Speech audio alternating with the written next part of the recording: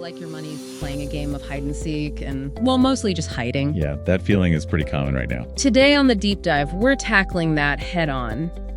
The relentless pressure of inflation, both on small businesses and, us at home. That's right. For this deep dive, we've sifted through, well, quite a bit of material, diverse sources. What kind of stuff? Everything from frontline business strategies, practical household tips, economic insights, and even some important history lessons. Okay, so our mission today is pretty clear then. We want to equip you, our listeners, not just with facts, but with a kind of mental toolkit. Exactly. To help you navigate these shifting economic sands, stay resilient, and financially sharp. All right, let's get into it. Where do we start? Inflation's impact. Yeah, let's map that out on both sides, businesses and households. So, inflation at its simplest. It's like this stealthy thief of your purchasing power. Meaning prices generally go up over time. Right. And for a business, it's this constant squeeze. Higher costs for, everything. Raw materials, wages, shipping, utilities. Eating right into their margin. Directly into their margins. And for households, it's that same squeeze, but maybe feels more personal, right? On your wallet. We've all felt it. I mean, the grocery store checkout is the classic example, isn't it? Your cart seems smaller, but the bill, definitely not. Mm-hmm. So, to sort of stay ahead or at least keep up, our sources really stressed monitoring key indicators proactively. Like the CPI, Consumer Price Index. Yeah, think of the CPI as reflecting your shopping cart, showing how your actual cost of living is changing. And then there's the PPI. Producer Price Index, that's more on the business side. Right. It tracks the costs that businesses pay for their inputs.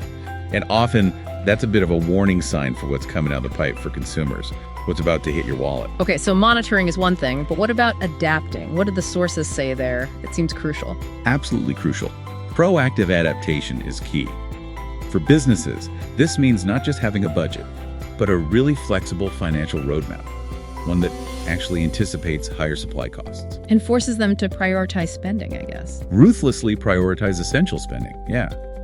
And for households, it's similar. Continuous fine-tuning of the budget and building a real financial cushion. Not just the old rainy day fund. Something more substantial. Maybe think deluge fund. Yeah. Especially for those unexpected costs that always seem to inflate faster than everything else. You need breathing room. That makes sense. And staying on that proactive theme, what about pricing? That's a delicate dance for businesses in times like these. Oh, absolutely. It's not just about, slapping a 10% increase on everything. That often backfires. So what's the smarter approach? It requires surgical precision almost.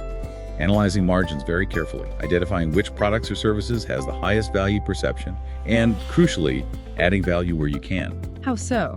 Like bundling things? Yeah, bundling services, maybe offering loyalty rewards, better customer support, things that make the price increase feel more justified, or less painful at least. And for us at home, beyond clipping coupons, what's the strategy? Well, the basics still apply. Shopping lists, sales flyers, loyalty programs, sure. But the deeper strategy is becoming like a price trend detective. Okay, intriguing. What does that mean?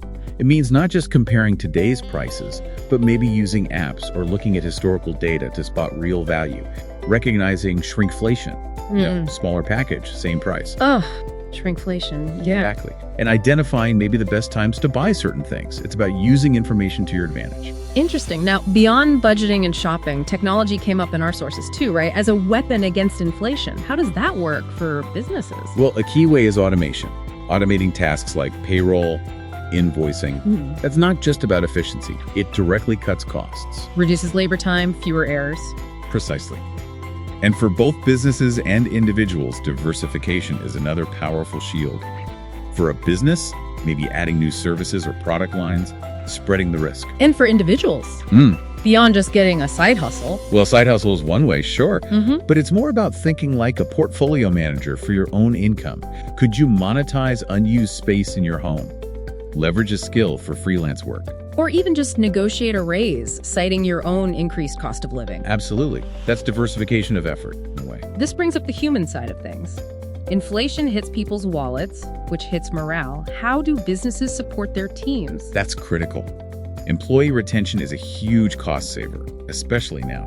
It's cheaper to keep good people than hire new ones. Mm. Our sources highlighted things beyond just raises. Like flexible work. Flexible work options, yes. Mm. Investing in skill development so employees feel valued and can grow. Even small, regular bonuses may be tied to inflation metrics, recognizing hard work. And for individuals, managing debt seems paramount, especially with interest rates. Hugely important. When the central bank, like the Fed, raises its main rate, the federal funds rate that ripples out almost immediately. Affecting credit cards, variable loans. Exactly. Your variable rate debts get more expensive, often within weeks. So tackling high-interest debt now is like locking in lower future costs. It gives you breathing room. Let's zoom out a bit. The bigger picture. We know high inflation, well, it makes people unhappy, even if unemployment is low. Yeah, it creates this real feeling of unfairness. Like the system isn't working for you, that the game is rigged somehow. And we see that sometimes spill over, right, into things like more labor strikes. Definitely. Work stoppages increase as workers feel their pay isn't keeping up, and employers grapple with their own rising costs. It creates friction.